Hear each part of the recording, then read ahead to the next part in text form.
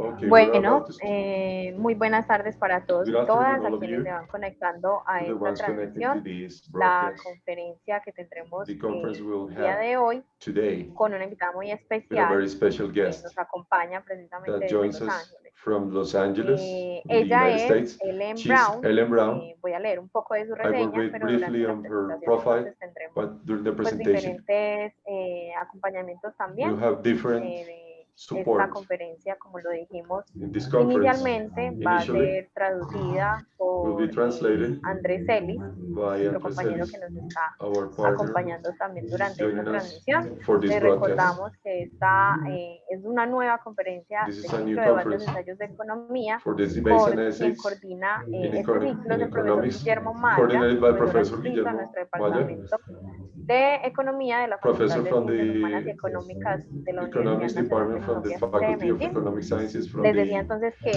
la National doctora Ellen University Brown es abogada y presidenta Ellen del Brown is a Public lawyer Banking Institute, desarrolló sus and habilidades also chair of the inicialmente Public como Banking abogada, Institute.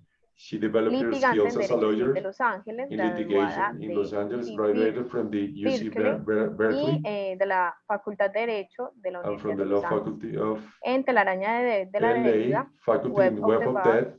aplica sus habilidades en el She análisis de uses la her Reserva skills in the Federal analysis y of the el Federal conglomerado Reserve del dinero. and on the Ella muestra money cómo conglomerate. este She cartel shows privado ha how this usurpado el private poder cartel de has crear usurped the dinero power of creating de money, manos de la gente y cómo nosotros, la taken down from gente, the hands podemos of people, and recuperarlo. how we, the people, can La recover it. secuela del 2013 Its describe sequel la from evolución de dos 2013 modelos de describes the banca que han evolution of the competido históricamente, banking el models público y el that have privado, competed y historically, explora the los public sistemas and the bancarios private, públicos and contemporáneos studies both a escala systems mundial. Ha at a escrito world scale. más de She has 200 written more than artículos, 200 varios de los articles, cuales han sido traducidos several al of which have been español. translated into Spanish. También ha desarrollado un interés en el She has mundo developed an interest en desarrollo y sus in the problemas developing mientras world vivió en el extranjero por 11 while she años lived en Kenia, Honduras, in, Guatemala y abroad in Nicaragua. Kenya, Honduras, Fue Guatemala, and Nicaragua. conferencista She was también a en speaker TEDx New Wall Street at en TEDx New Wall 2012 Street in en 2012 Mountain View, en in California. Mountain View in California. A la doctora Ellen Brown le Ellen, agradecemos we thank Ellen aceptar la invitación a participar to de este accept the espacio que ha invitation sido tan enriquecedor para nuestros estudiantes, docentes for y comunidad our en general que se interesa por speakers tener, digamos, conocimientos alrededor de la economía desde muchas perspectivas. for having Agradecemos knowledge también in al profesor economics from Guillermo many Maya por perspectives. We seguir thank Professor Mayo for constantemente joining us organizando este tipo de conferencias en el ciclo de debates. for this kind Y of doy paso conference in the entonces debate también al cycle. profesor Guillermo para And que haga now una we're with pequeña Professor Guillermo to make a brief introduction a este espacio que tendremos to hoy this con space la invitada que that we have with the nos guest acompaña desde Los Ángeles. joining us from Profesor Los Guillermo, le doy Angeles. la palabra. Professor Guillermo, you have the word. Mayra, muchas gracias. Maria, thank you. Bienvenidos todos Welcome. y todas. All of Hoy you 31 de marzo de to March 2022 31st, a la 17ª 2022 conferencia to the del 17th ciclo conference Ensayos de Economía, of the cycle of el poder economic de los bancos of públicos the a power of cargo public de banking, Ellen Brown, in charge of Ellen abogada Blanc, y lawyer presidenta del Instituto de and Banca chair of Pública. the Public Banking Institute. Además, Ellen es autora de Also, cerca de Ellen is the 12 author libros, of around 12 entre books, los que se destacan among y which que we están have publicados en español: and which are published in Spanish, two of them, La austeridad a la From prosperidad, Austerity to bancos Prosperity, públicos de 2013 Public Banking from y Telaraña 2013, de Deuda and de Web of Debt 2007, from ambos 2007, traducidos por both Andrés translated Celis, by Andrés que Celis, también nos acompaña who hoy is also como joining us traductor de la as conferencia. interpreter for Muchas this conference. gracias, Andrés. Thank you, Andrés. En el prólogo del libro de la austeridad In a the la foreword of prosperidad, the prosperity, bancos austerity to públicos, prosperity, Asa public banking, Henderson Asa afirma Henderson que este libro, claims that this comillas, book, es la I visión más quote, is the completa de cómo most el sistema complete view of financiero how the mundial financial system in se the ha world convertido en un has turned aparato depredador into a interconectado predatory que apparatus which is extrae la interconnected, riqueza de las that actividades extracts productivas wealth from y las productive activities economías locales and local mientras economies, explota el while they exploit ecosistema planetario the que planet's sustenta ecosystem la vida that ecológica sustains de the que la ecological humanidad life of y todas mankind, las especies and for all dependen. the Cierra species comillas. depend on. Y al Close final, quotation mark. And in the Continúa annotation, diciendo que, keeps on comillas, saying, este libro I es quote un again, llamado this book bien is a call, documentado y well-documented disciplinado call and disciplined a call todos los ciudadanos para to all reclamar citizens nuestras to economías claim locales our local, claim back mediante our la local economies transferencia de los by the fondos transfer públicos de of Wall public Street funds from Wall de Street regreso a donde back to pertenecen where they belong en la to industria y el comercio. industry and trade. Ellen se ubica así en la Ellen vieja places tradición herself in the old clásica que traditional school critica a la that usura y el criticizes capital usury financiero of financial como capital rentista que se as apropia de renters una who parte del producto make use social. of part of the social product. Esta predominancia de capital rentista sobre la empresa This productiva prevalence of this capital on rent hizo que over Keynes reclamara la productivity makes eutanasia for del rentista Keynes to claim o the del euthanasia of the empresario renter sin or of the funciones. En la businessman without presente functions. In this época, time, hemos visto el dominio del we have capital seen the domain financiero of sobre la financial industria y capital las actividades over productivas, industry and productive al igual activities, que sobre las as personas well as some people que cada vez dependen del crédito para la compra de depend sus more on viviendas, credits, autos, more for buying electrodomésticos, their así como warehouse para financiar sus appliances, estudios universitarios. housing, as well as for financing their university studies. Esta maraña de deudas constituye así una This economía con una intertwining of fragilidad financiera creciente leads to a growing que de vez en weakness cuando, como in en finance, 2008 y which 2009, every now and then, like in explota en crisis 2008 recurrentes and con 2019, grandes costos en explodes empleos y in producción crisis with a huge que cost traen in como employment consecuencia and production, más which entail pobreza y more poverty desigualdad. and inequality. En este sentido, la In this existencia de los regard, bancos públicos the existence of public banking sería un importante will be alivio an para las important pequeñas y relief medianas for the small and empresas, middle-sized companies, así como las comunidades as well locales as en for general, local communities para aliviar overall, el costo del for relieving the endeudamiento, cost of al debt, mismo tiempo que se crea un at the sistema same time that it financiero creates a financial más system orgánico that y is menos more frágil. organic and less fragile.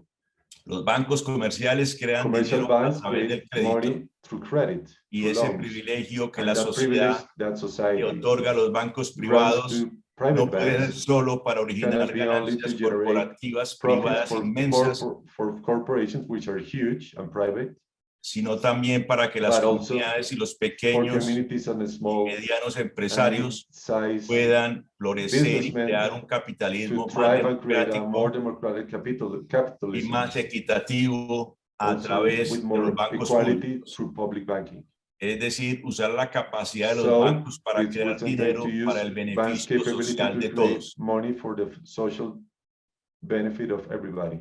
Del segundo libro, From Telaraña the de Deuda, second book, voy Web a of Debt, leer parte de I las will read conclusiones part que of the saca Ellen conclusions sobre la banca highlighted by central y los Ellen on bancos públicos, central banking and y public algunas de ellas en el contexto banking, and some colombiano of them for the Colombian serían context bastante radicales y will be very explosivas, como radical lo ha and sido la exclusive propuesta as de emitir it por has been parte the del Banco de proposal la of República using para money by financiar the Colombian directamente al Central Bank gobierno for y financing directly enfrentar the así government, los efectos thus económicos facing de the la crisis economic del COVID. effects of COVID-19.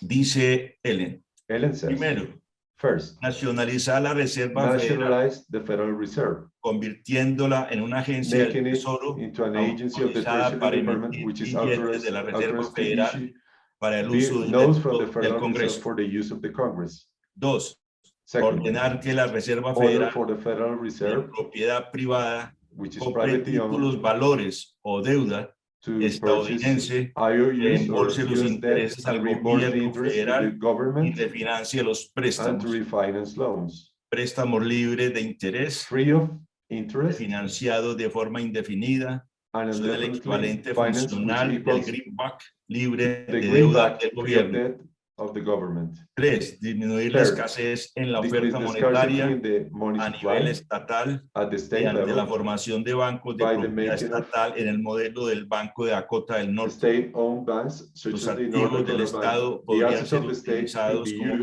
capital as capital, y los ingresos podrían ser and utilizados como income could base be de used depósitos. as the deposit base. Estos fondos podrían apalancar préstamos These suministrando una funds fuente could leverage abundante de crédito loans, barato providing a good para source la of economía cheap local. credit for Cuarto, local la economies. nacionalización de los The bancos en nationalization of bancarrota, banks that are bankrupt, considerados demasiados grandes too big to fail, para quebrar, no solo parcial o not only temporalmente, partially or sino de temporarily, forma permanente, but permanently, convirtiéndolos en servicios them públicos into como public bibliotecas y utilities such tribunales. as libraries or courts. La nacionalización de un The solo banco nationalization of a single bank con sucursales en todo el with país branches in the whole podría ser country suficiente could para be enough establecer un to sistema de establish bancos estatales por and toda la nación. state-owned banks throughout Hasta the ahí, nation. Ellen. So far, Ellen. Dear Ellen, welcome to la Universidad Nacional at Medellín. This is also your home. Please start your conference. Oh, thank you very much. It's a pleasure to be seeing you all in Colombia. I'm sorry I can't be there in person. That would be great. So I'm going to speak on the importance of public banking. Public banks are banks owned by the people through their local governments. And the crux of what I want to say in this presentation is that governments do not actually create our money supply. Banks create the money that we spend. The money that goes into the local economy is created by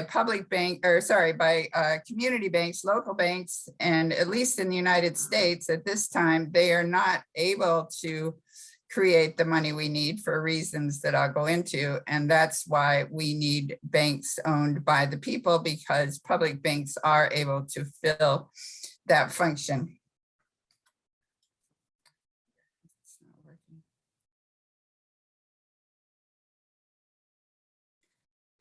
So governments everywhere are facing a mountain of debt. This is a cartoon. The little man at the corner says, someday all this will be yours. And his kids will be, our kids will be inheriting a mountain of debt. So it's we're a bit in a crisis situation. Usual cure for debt is painful budget cuts and austerity measures. But in fact, they only make the situation worse. This is another cartoon. He says, how the economic game is played, you lot will have to tighten your belts. So the upper class manages to get wealthier in these crises while the people bear the load. Sometimes people ask, why can't the government just print the money it needs? There are two good reasons. One, first of all, economists will tell you that it will be inflationary. If you add money to the money supply and you don't increase productivity, you will have too much money chasing too few goods, which is called demand pull inflation, and that will drive prices up. What you need to do, of course, is increase productivity, use that money to produce things, and then you would have a balanced system. Or you can use the credit system where you advance the money to build something and then the money gets paid back. So that also balances supply and demand. And the other reason, I'll get to the other reason in a minute. But so in the American colonies, before our country, the United States was actually a country, the colonies lacked a money supply. And so they issued their own paper script, which was actually a brilliant innovation, but they tended to issue too much. It was supposedly an advance against taxes. But in the colonial times, it was a lot easier to print the money and spend it than to pull it back in the form of taxes, especially because your populace were largely frontiersmen. They're hard to find and it was hard to get them to pay. So in Pennsylvania, they came up with a sustainable solution. Before they did this, Pennsylvania, not much was happening there. There was not much productivity. The economy was very small. And they came up with the idea of forming a government bank. So this was the United States' first public bank.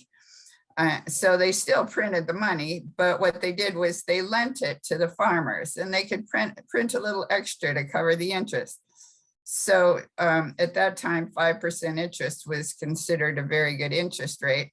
So you would print, let's say call it dollars, although they didn't call it dollars, but let's say you printed $100 and for $105 and you lent it at 5% interest, and then the $5 could go to you could spend the $5 into the economy for things that were needed. And then you would have the money out there to pay back principal and interest, and it would come back to the government. So it would not be inflationary. When the loan was paid back, it would come back, and then you could lend the same $100 all over again at 5% interest, print a little extra to cover the interest. So the result was that Pennsylvania became the most productive colony, and they didn't pay taxes except for a tax on liquor, which was anyway, and they didn't have inflation. The money supply didn't inflate, and they had no government debt. So it was a very sustainable system. So the other reason governments can't just print the money we need is that governments don't actually print money in our current system. It's banks that create our money supply. This was confirmed. It used to be, when I first wrote my first book on this, Web of Debt, that was considered conspiracy theory. But in 2014, the Bank of England came out and said in their quarterly report, they said, contrary to popular beliefs, banks are not merely intermediaries taking in money and then lending it out again. They said commercial banks actually create money in the form of bank deposits by making new loans. And in fact, they said bank deposits make up 97% of the amount of money currently in circulation. Sorry, and you can see from this graph, the green at the bottom is the cash that the government actually prints, you know, paper dollars and coins. And then the red is the money created by banks, which is obviously a much larger amount. So people then would say, well, what about quantitative easing? But even quantitative easing, which is, people call it money printing by the central bank. In our case, it's the Federal Reserve. That money does not go into the real economy. Sorry, I'm just going to turn this print on. Sorry, I get a lot of noise.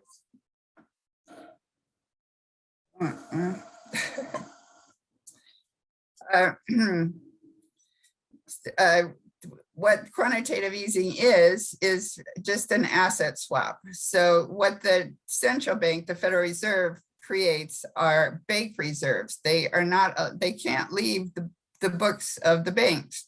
So the Fed will buy an asset off the books of the banks, a federal security usually, or a mortgage-backed security, and then it will swap that for bank reserves.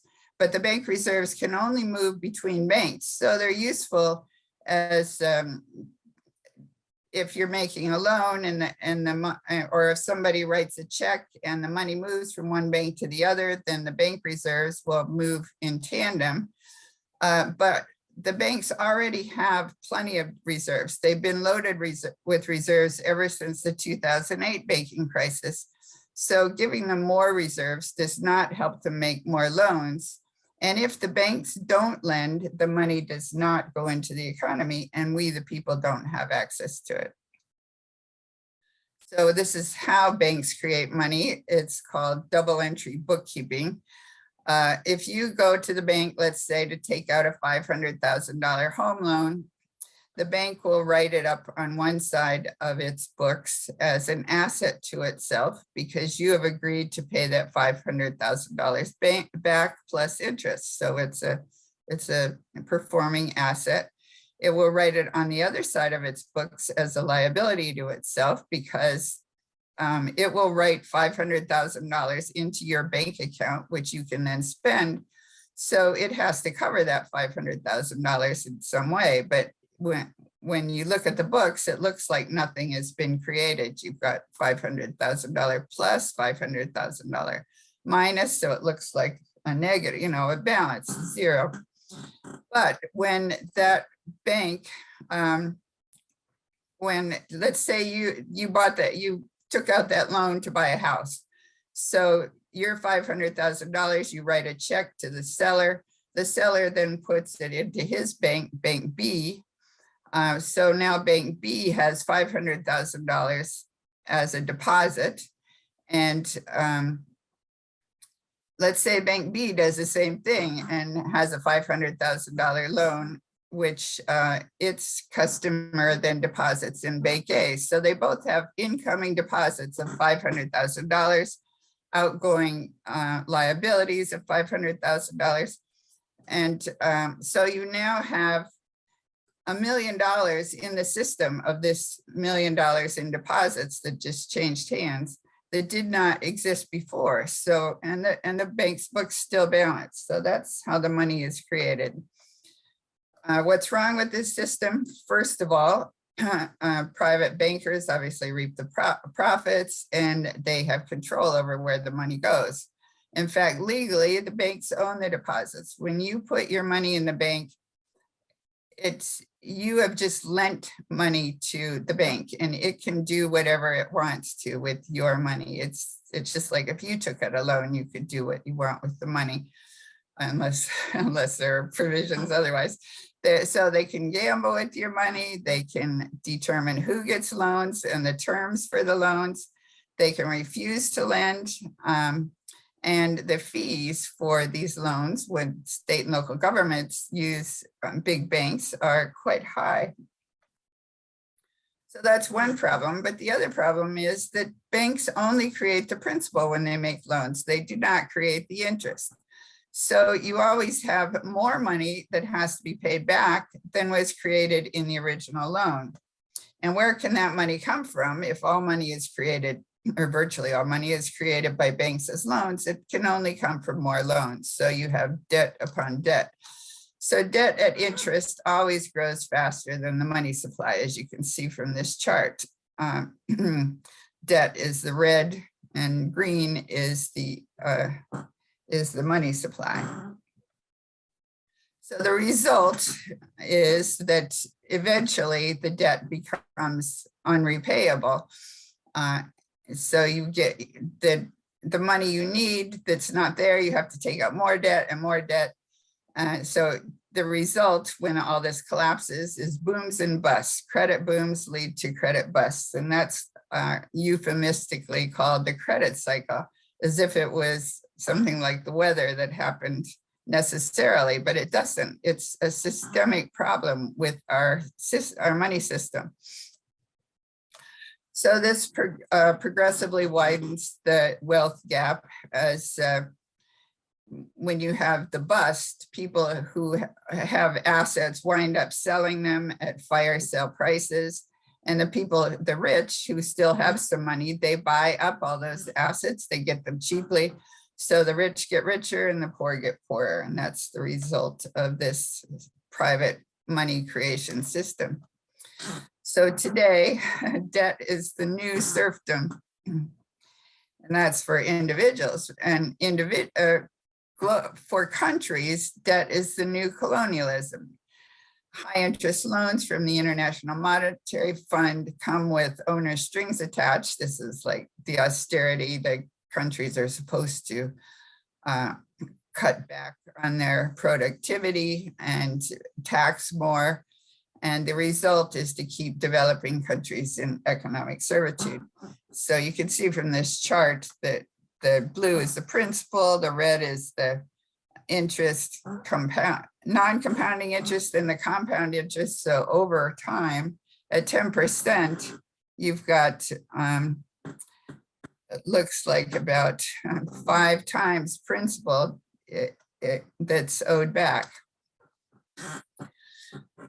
I can't see my own PowerPoint, but I think that was in 2019 or so, local governments paid $160 billion. This is in the United States, of course, annually in interest. So that's a huge amount of money that local governments, which is us, the taxpayers, pay just on loans that the infrastructure is typically funded by bonds. So we borrow from the bond market, which is Wall Street. You know, it's private wealthy investors for the most part. And the result over a 30-year loan is that interest is typically half the cost of infrastructure. So here are just 2 little examples, or 2 examples. The Bay Bridge retrofit in California. What the taxpayers were told when we voted on it was that it would be $6 billion, but that was just the principal. If you add in the interest, it's another 6 billion, so it doubles the price. The same was true for the bullet train. Just the initial outlay was supposed to be nearly 10 billion, but if you add in interest, it's 20 billion. So if we owned the bank, or if we were paying that interest to ourselves, leveraging our own funds, we could save quite a bit of money, as you can see. So banks, unlike governments, have virtually a free ride in all this. In the US, as of last month, banks can borrow from the Federal Reserve, the central bank's discount window, at 0.5%. So they're borrowing almost for free. And they can turn around and there's no strings on that money. They can lend it wherever they find is profitable. So they can keep their credit card rates at 20% or so. So you can see they have a huge spread, a huge profit spread. That's on a 20% credit card loan versus if they make a small business loan to a risky business where they may not get paid back, the spread is not nearly as much. So they're not nearly as motivated to make loans to business, or infrastructure, for example, which is where we really need the loans. And banks are able to leverage. So they only need to have, like if they have $1 million in capital, they can make $10 million in loans. Whereas if a local government has $1 million in a revolving fund to lend, it can only lend out $1 million. So let's say the loan is at some modest rate, say 4% for infrastructure, 3%. It will say 4%. It will make 4% in a year. Whereas if a bank did the same thing, they can make 10 loans, so they can make 40% a year on the same capital base. So the solution to all this is we need to own our own banks. We, the local governments representing the people, need to own banks that are mandated to serve the people. So you can see on this little chart, like on the right, the private banks, the way the private banking works, the taxes go to the state government. The government then either deposits the money in a Wall Street bank or invests in bonds that they get from Wall Street investors. And then the banks can do what they want with the money, and most likely they will put it into to derivatives and, you know, high stakes gambles. I mean, they're allowed to do that anyway, to speculate. And then the profits go back to the bank. They do not go back to the local government. Whereas on the model on the left, which is public banking, the taxes go to the local government. It deposits the money in its own state bank. So then it can make loans into the local economy, and those generate jobs and productivity. And the money, then the benefits go back to the people. So that's the idea of a public bank. What is a public bank? It's a bank owned by any government. So it could be the residents of a city, state, region, territory. It could also be federal government, as in, for example, public development banks, of which there are quite a few big ones globally. It has a mission to serve the public good. It reflects the values and needs of its community. It holds the deposits of government, such as taxes and fees. It invests in the public good, and the profits benefit the public, unlike with the private bank, where the private bank is mandated to turn a profit for its shareholders. That's supposed to be its #1 goal. Globally, 20% of banking assets are publicly owned. So it's quite a bit larger than most people recognize. In the US, we only have one public bank. I'll get to that. But globally, there are quite a few. The leader is China. It's chiefly in countries with strong public banking sectors that economic miracles have occurred. So these include China, Korea, Taiwan, Singapore, Hong Kong, post-war Germany and Japan, Brazil, and Argentina. This is a chart of GDP or GDP growth, and the red is China. So you can see that it's just overtaken everyone just in the last 20 years, even though they're slowing down a bit now, but they're still way ahead of us. In the Chinese model, so they have government-owned development banks. They built 12,000 miles of high-speed rail in 10 years. I mean, we still haven't built any. So how did they do it? Where did they get the money? They own their own, the government itself owns 80% of Chinese banking assets. So they have some big development banks. So the development bank can lend to the rail companies, which build the railroad, and pay back the loan with the fees generated by the loan. And so it's not inflationary. The money goes out, the money comes back, and you've got some nice GDP to show for it.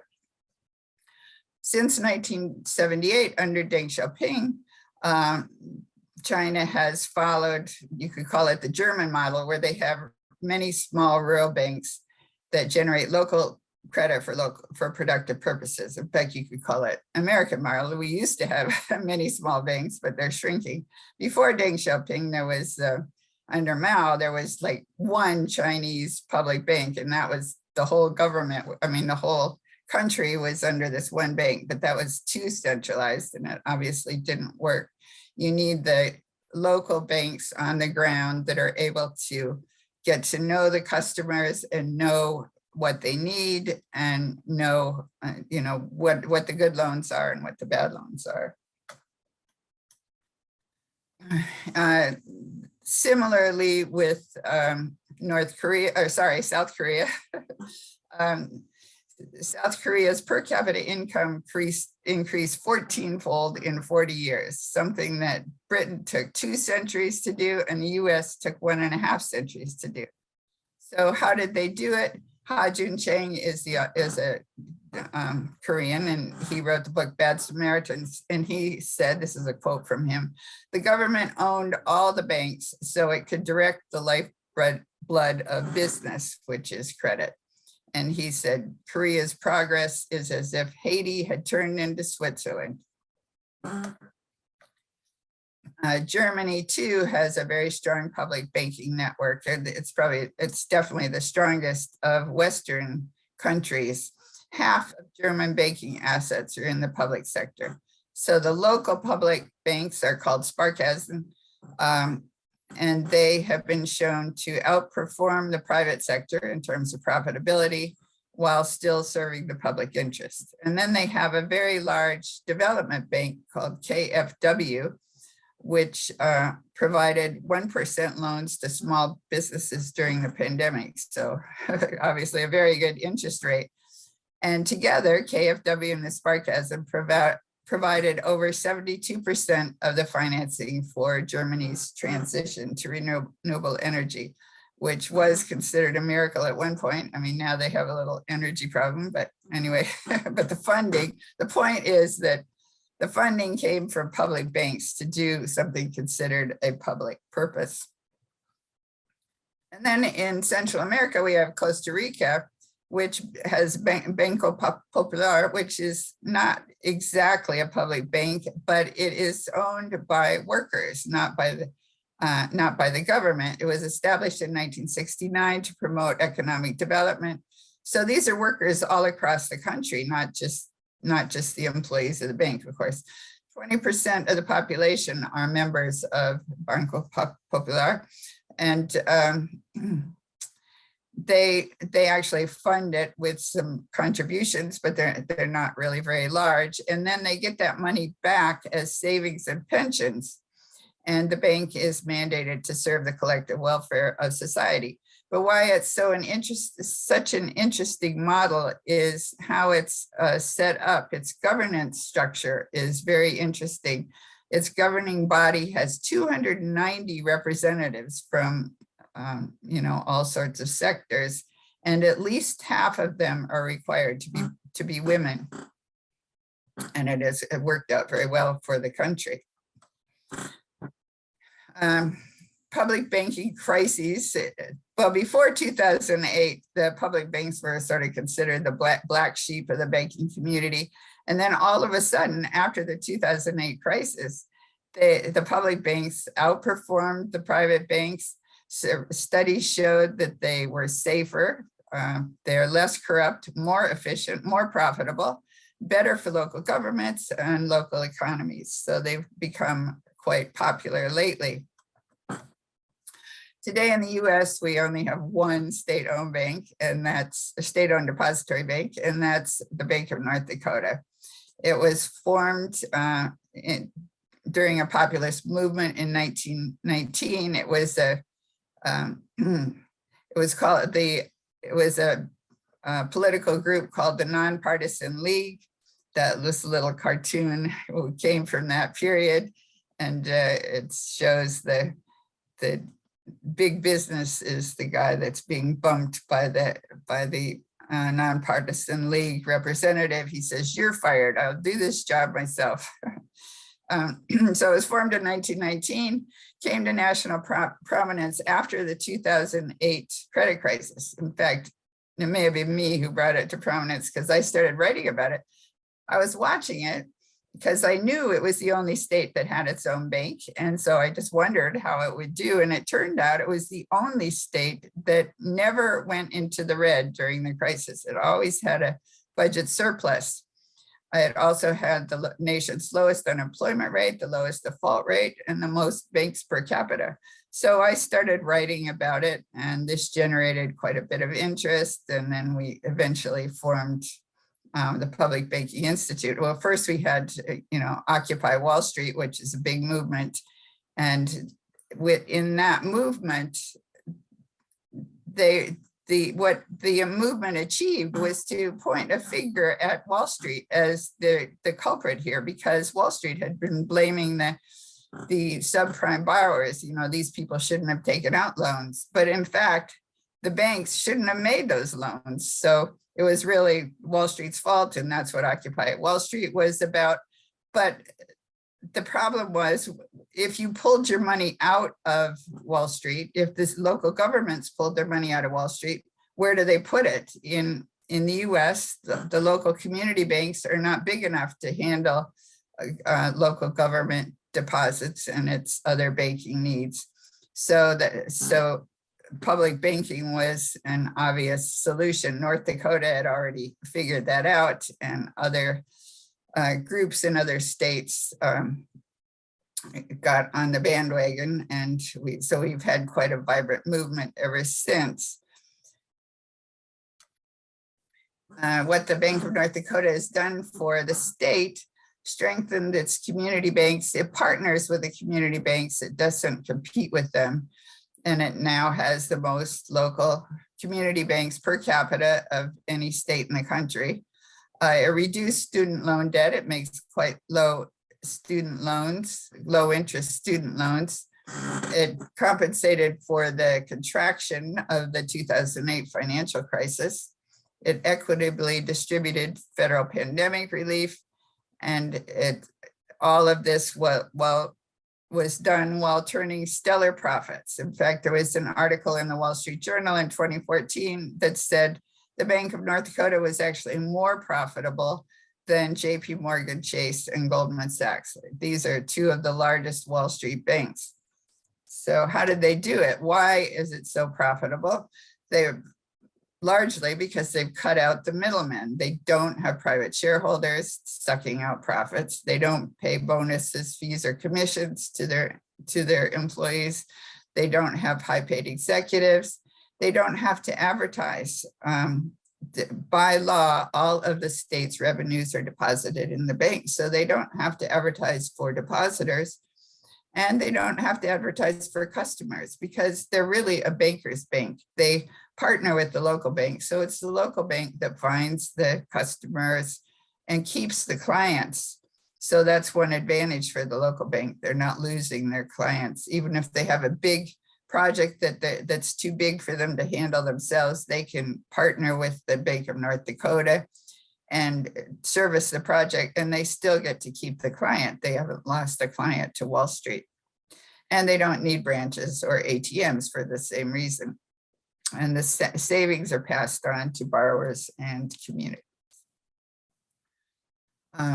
Studies after during the 2008-2009 crisis found that public banks actually do better in crises. They lend countercyclically. So during a crisis, the private commercial banks that have to turn a profit, they get nervous about making loans. And so they pull back in their lending, but it's the loans that get money into the economy. We need that credit out there to keep business moving. And then the private or the public banks then step in and make loans where the private banks aren't lending. So you can see that from this chart. The blue is the public banks, and the yellow on the left is the private banks that were pulling back their loans.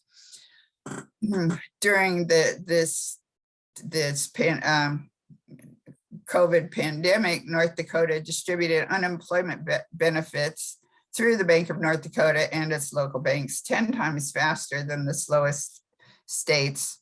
And small businesses in North Dakota secured more COVID relief funds per worker than in any other state. And that was just because they were very organized under the Bank of North Dakota, which got this distribution going. We also had an excellent public banking model during the Great Depression. It was also public banks that pulled us out of the Depression, or funded the projects that pull us out of the Depression.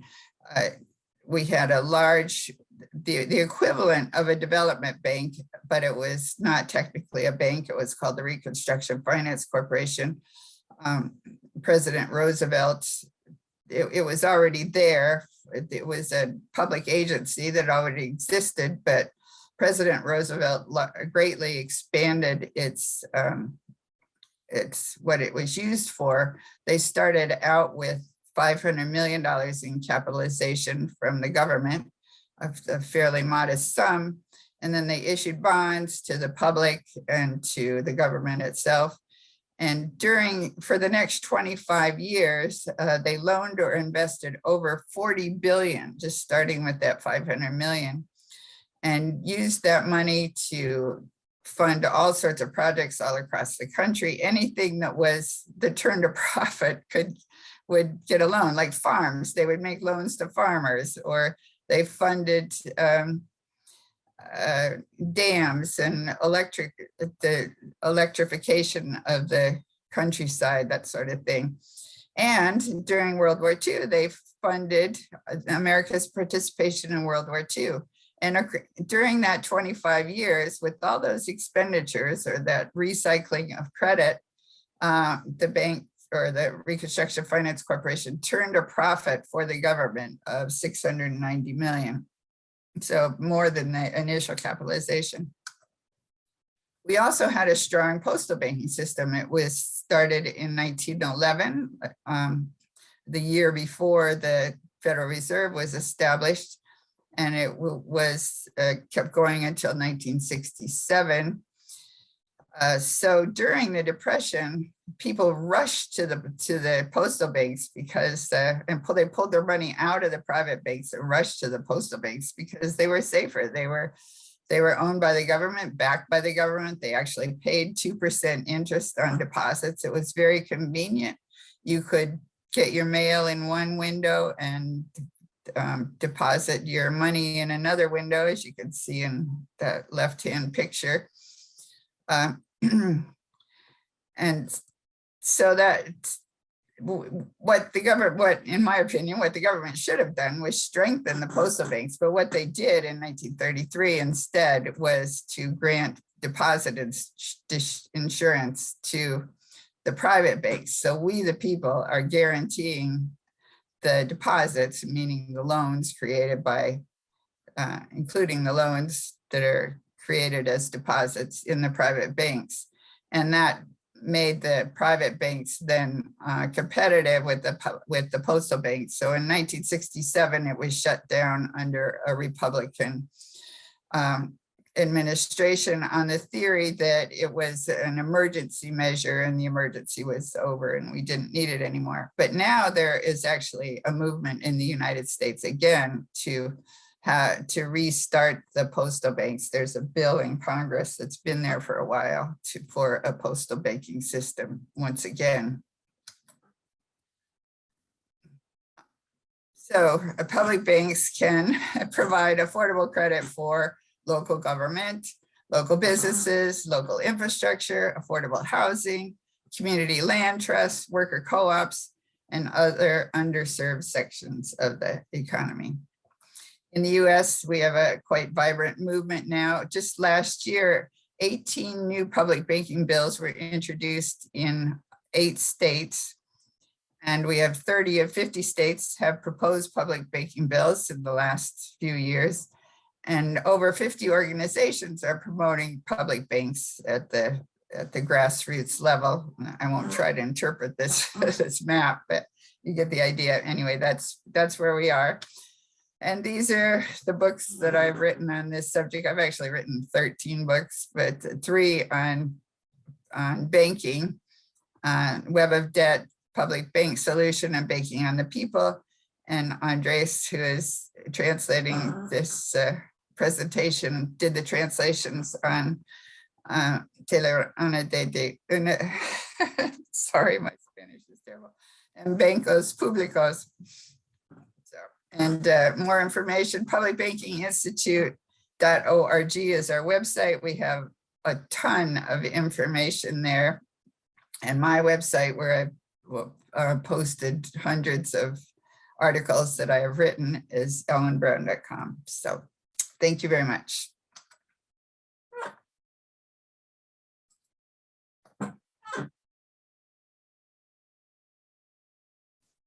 Thanks a lot, Ellen. I think they will go to Q&A now.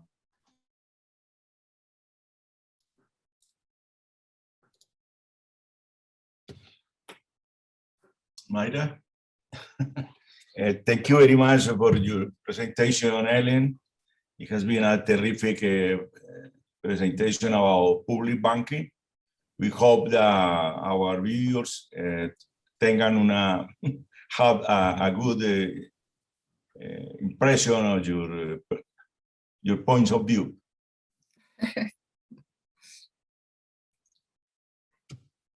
My pleasure.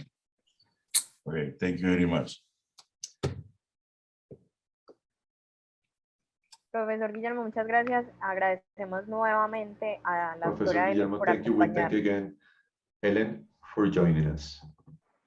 Invitamos a quienes están We siguiendo la invite the transmisión, ones si following tienen the alguna transmission, if you have any pregunta, alguna question, duda para nuestra any- invitada, la puedan dejar anything a you través would like del to chat ask, you can de la transmisión write de it nuestro down in the canal de chat in YouTube. our Los YouTube invitamos a channel escribirla por transmission. ahí We invite you to write it para down there transmitírsela a la invitada. so O we can el pass profesor it to Guillermo our quiere guests. continuar también con alguna Or Professor intervención Guillermo, if you have any específica sobre other la specific exposición de intervention la of the invitada, presentation of our guest, lo podemos hacer en este momento we también. can do it right now as well. Thank you.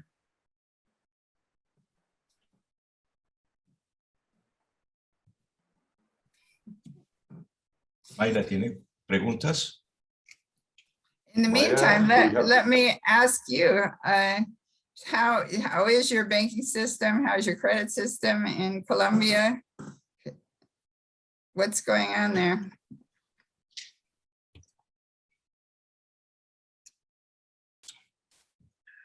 Mostly our banking system is private. So the public banking that was used to be in Colombia, there is no longer in operation, no longer working. So basically our banking system is on a oligopolic market. So we have to pay higher interest rate. So it's very hard for little and medium business to pay those kind of charges. Right. Yep, that's the issue we have now too. So we do have, right now, we have a lot of interest in public banking or some, some public solution. We need to have more public institutions that actually serve the people. What you call FIRE in the USA, the five sector, finance, insurance, and real estate. Oh yeah, the fire sector. It's almost 21% of the gross domestic product. So in Colombia is the same percentage. Colombia is about 140 pesos US gross domestic product, but we also have 21% of FIRE in the economy. So our economy is a very rentista is based in the dominion of finance capital. Yeah, well, in the U.S., during the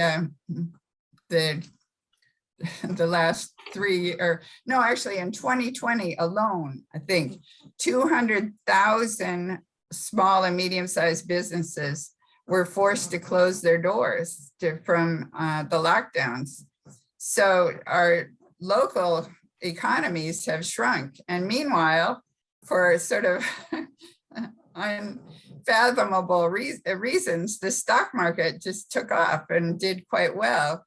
So the wealthy, as usual, the rich got richer and the poor got poorer. And we need to do something to get the local productivity back up. You can actually, the federal government issued relief checks to individuals, but that doesn't necessarily go to productivity. So you're putting more money into the system, but you're not putting more products for that money to go after. And so these small businesses that shut down also shut down their productivity. So productivity shrank. So we need to get that credit that goes out there geared toward building stuff that, well, particularly now, we're with this conflict with Russia, we're going to have even more shortages. And we had delivery problems before, it's going to get worse. So clearly we have to do something to increase the productivity of our own countries and our own local government, or our own local communities. Okay.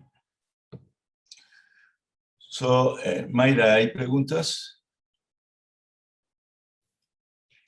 Mayra, do we have any questions? No question. We don't have questions so far, Mayra says. Okay.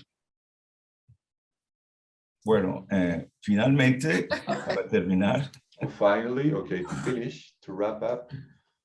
Esta ha sido una excelente It has been an excellent conferencia sobre los bancos públicos on public banking y de su importancia y and the poder relevance and power para promover el desarrollo to económico de promote las economic comunidades. development of communities. Sin nada más que agregar, No further lo que to Ellen add, ya ha dicho, or to what Ellen has solo said, queda agradecerle we por would like compartir just to thank her for con sharing nosotros with us su trabajo extenso y profundo her extensive work and deep sobre work un asunto on a de gran topic incidencia of social. great impact on society. Ellen, muchas gracias Ellen, por todo. thank you for everything. Thanks a lot. And my pleasure, and thank you, and good luck. Okay. I see you later. Okay. Thank you, Ellen, for joining us today from Colombia. We send you a hug, a big hug. You're likewise. invited to be here at the university in our economics and social sciences faculty. You're welcome always. Professor Guillermo, thank you for continuing with this debate cycle. And to Andrés Celis, thank you for the translation service that we will be uploading on its original format on the YouTube channel, the original audio from Ellen. and with the translation in simultaneous interpretation. We thanks a lot to all those who connected. We hope to see you in the next time to meet in the next conference. Sergio, thank you for providing all your technical support for achieving for this broadcast to be successful. Have a nice afternoon for all of you. Thank you for joining us. Goodbye.